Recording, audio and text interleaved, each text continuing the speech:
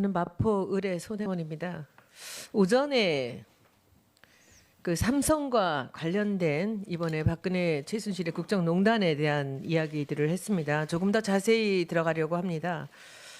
그 이화여대가 그 미래라이프 반대하는 그 집회를 하는 그 과정에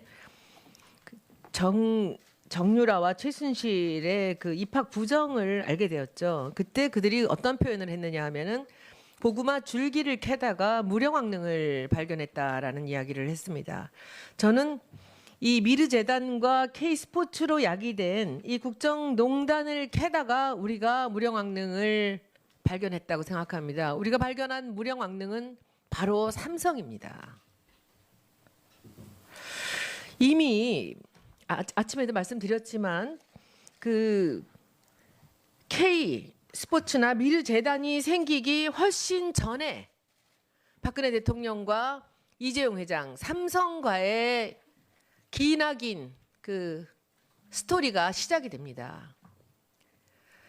그 풀어준 이 아까 아침에 보여드렸던 것이요. 2015년 5월 7일에 대통령이 삼성전자 평택 반도체 단지 기공식에 나타납니다.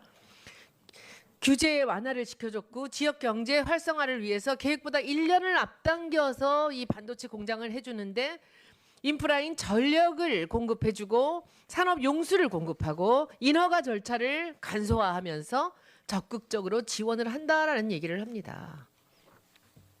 왜 이렇게 했을까요? 삼성과 뭔가 주고받을 게 있었던 거겠죠. 규제 프리존이나 이 대기업과 했던 모든 일에는 항상 바터제로 주고받은 게 있었습니다. 저는 여기서 참으로 궁금한 게 저 자료를 보시면요. 저 2015년 6월 23일 박원호 승마협회 전무가 독일을 가는 요 순간입니다. 요 직전에 이제 박상진 오늘 지금 이 그 스트레스로 입원하셨다는 이 박상진 사장이 대한승마협회 회장으로 취임을 한 다음에 2015년 6월 23일까지 3개월 동안에 이루어진 일이 무엇일까가 굉장히 궁금합니다. 아마도 이 정유라를 지원하는 그런 그 방안으로 승마협회를 택한 것 같은데 삼성을 승마협회 회장사로 하고요. 그런데 이것이 뭔가 여의치 않았다는 기사들이 또 나옵니다. 선수를 뽑는데 공정하게 뽑지 못할 가능성이 있는 거죠. 아까 오전에 말씀드린 대로 정유라가 선수로서의 그 어떤 절대적인 가치가 없었다는 거죠. 같이 경쟁을 시켰을 때는 위험하니까. 그러니까 그때 아마도 승마협회를 통해서 지원하려고 했던 그 삼성의 자금이 독일로 가는 것이 아닌가라는 생각이 듭니다. 독일로 가는데 어떤 식으로 가느냐? 최순실이 독일에 회사를 차리는 거죠. 그 삼성이 거기로 지원하는 거죠. 그래서 그 부분을 제가 이 지금 노승일 증인한테 한번 여쭙겠습니다. 이것이 이제 어떤 얘기냐면요. 그 고영태 그 증인을 만나서 독일에 가겠냐라고 이렇게 질문을 받았던 것이 그 7월 30일이라 그랬죠? 예, 맞습니다. 7월 30일입니다.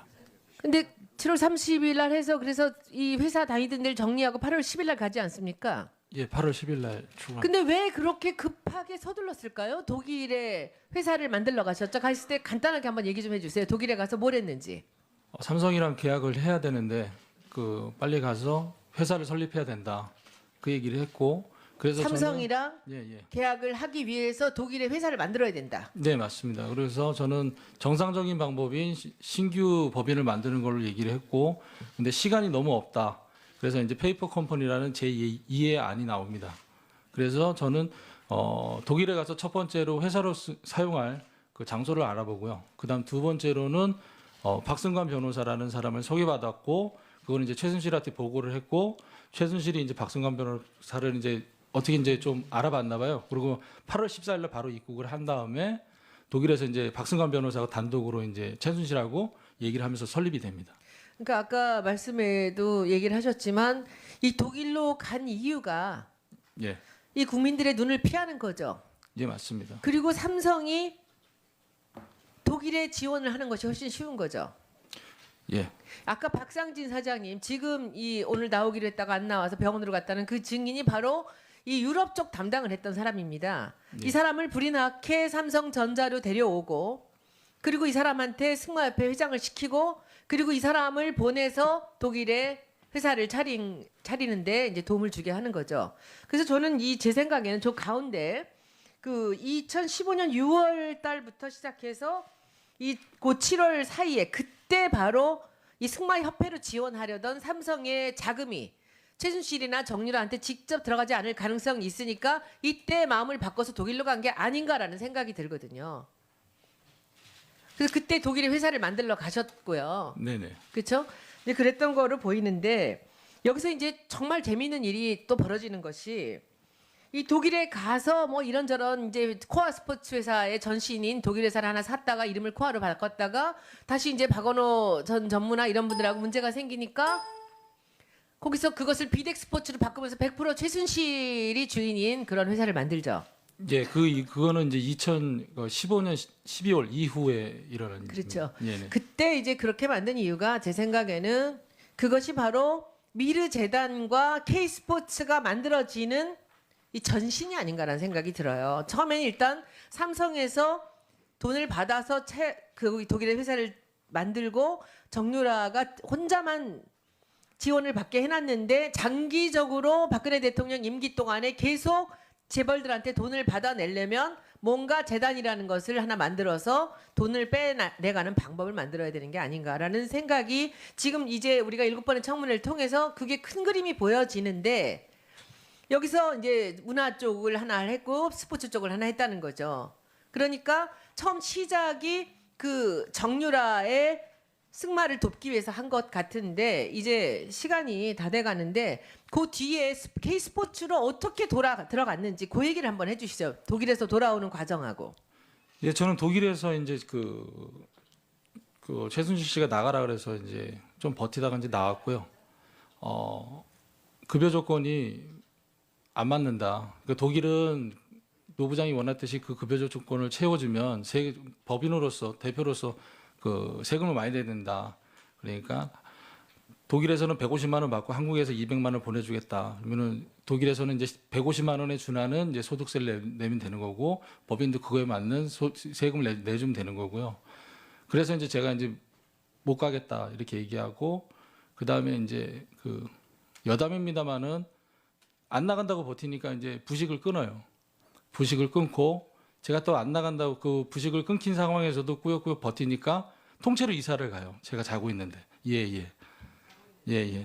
그러고 난 다음에 제가 들어오게 되고 그 다음에 이제 그 재단은 고영태가 이제 얘기를 했습니다. 저한테 이력서를 좀 준비해라고. 왜 그러냐니까는 제 체육재단이 만들어진다 그래서 저는 체육재단이 정상적으로 고영태도 그렇고 정경련이 뜻을 합쳐서 만든 재단으로 알고 있었는데 들어와서 한 1월 달, 2월 달 같이 일해보니 또 이것도 판이 또 최순실 판이다. 그래서 저는 이제 블루케이에서 더 이상 일을 못하겠다고 얘기를 합니다.